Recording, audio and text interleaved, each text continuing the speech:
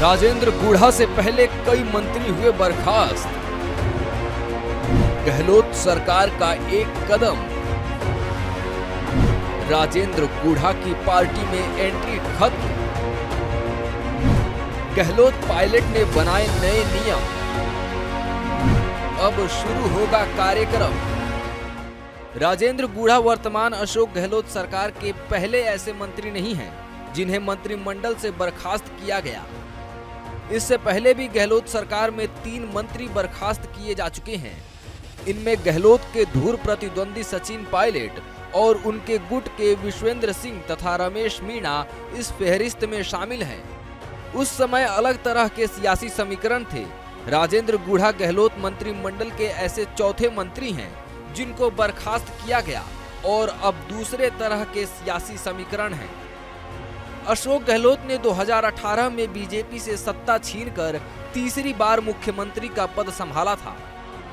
गहलोत के सामने उस समय मुख्यमंत्री के पद लेने में सबसे बड़ी चुनौती बनकर खड़े थे राजस्थान पीसीसी के तत्कालीन चीफ सचिन पायलट।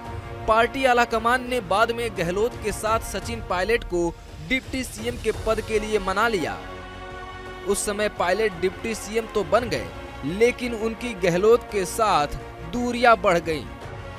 आखिरकार यह गठजोड़ लंबा नहीं चल पाया और 2020 में राजस्थान की राजनीति में बड़ा भूचाल आ गया। उस भूचाल में हुई उठापटक के बाद सचिन पायलट समेत समर्थक कैबिनेट मंत्री विश्वेंद्र सिंह और रमेश मीणा को मंत्रिमंडल से बर्खास्त कर दिया गया।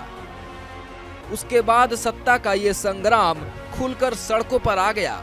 उस पूरे घटनाक्रम के बाद रह रहकर सियासी समीकरण बदलते रहे और जैसे तैसे करके पायलट को मनाया गया और विश्वेंद्र सिंह तथा रमेश मीणा को फिर से मंत्रिमंडल में शामिल किया गया। गहलोत सरकार के 4 मंत्रियों की बर्खास्तगी के साथ जुलाई महीने का संयोग भी जुड़ा हुआ है। पूर्व में भी पायलट और 2 अन्य मंत्रियों को भी जुलाई महीने में ही बर्खास्त किया गया था। वो घटनाक्रम 14 जुलाई 2020 को हुआ था। इस बार घटनाक्रम 21 जुलाई को हुआ है। उस समय सीएम गहलोत खुद पायलट समेत विश्वेंद्र सिंह और रमेश मीणा की बर्खास्तगी का प्रस्ताव लेकर राजभवन गए थे। उसके बाद तत्काल प्रभाव से तीनों को बर्खास्त किया गया था। अब राजेंद्र गूढ़ा को मंत्रिपरिषद से बर्खास्त किया गया। मंत्रिमंडल में कौन कौन विधायक मंत्री होंगे, इसका फैसला करने का अधिकार मुख्यमंत्री के पास होते हैं, लेकिन मंत्री पद की शपथ राज्यपाल से करवाई जाती है। सबसे बड़ी वजह यही है कि जब भी कोई मुख्यमंत्री अपने मंत्री को बर्खास्त करता है तो उसे राज्यपाल की सहमति लेनी होती है। इसके लिए सीएम राज्यपाल को अनुशंसा करते हैं।